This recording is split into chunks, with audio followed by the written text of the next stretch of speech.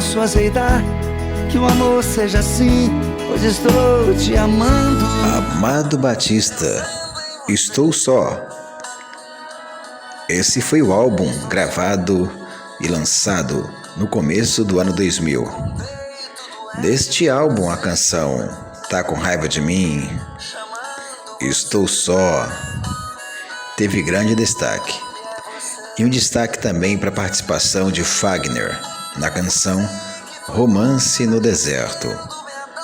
As outras canções desse álbum são Menina Linda, Agarra, Agarra, Tudo Pode Acontecer, Será que Ela Me Ama?